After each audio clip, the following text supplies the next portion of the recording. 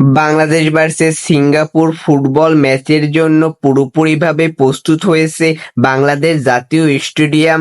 সব কাজই প্রায় শেষ। নতুন করে সেজে উঠেছে বাংলাদেশ জাতীয় স্টেডিয়াম, যেখানে বসানো হয়েছে অত্যাধুনিক ফ্লাইট লাইট। তাছাড়া পানি নিষ্কাশন ব্যবস্থাও চালু করা হয়েছে জাতীয় স্টেডিয়ামে, যার কারণে আগে আমরা যখন খেলা দেখতাম তখন কিন্তু পানি জমে যেত মাঠে। এখন কিন্তু আর সেই অসুবিধা হবে না।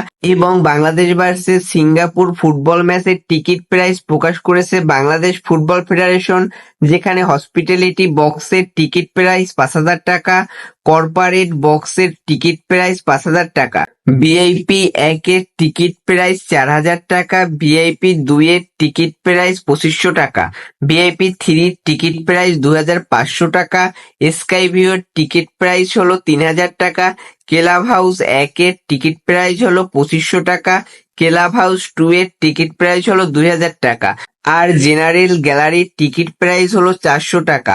এবং শনিবার থেকে বাংলাদেশ ফুটবল ফেডারেশন এই টিকিট বেচা শুরু করবে অনলাইন এবং অফলাইনে। তাই যারা বাংলাদেশ ভার্সেস সিঙ্গাপুর ফুটবল ম্যাচটি দেখতে জাতীয় স্টেডিয়ামে যাবেন তারা অবশ্যই দ্রুত টিকিট কেটে রাখবেন, কারণ জাতীয় স্টেডিয়ামের ধারণ ক্ষমতা মাত্র 18,000 জন।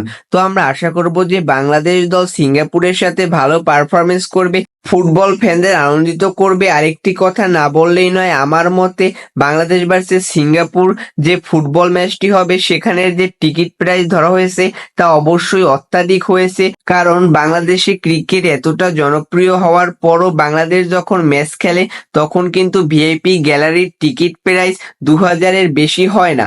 অন্যদিকে বাংলাদেশের ফুটবল দল সেরকম ভাবে জনপ্রিয় না, তারপরও তারা হাইয়েস্ট প্রাইস রেখেছে 5,000 টাকা, যা আমার কাছে অতিরিক্ত মনে হয়েছে।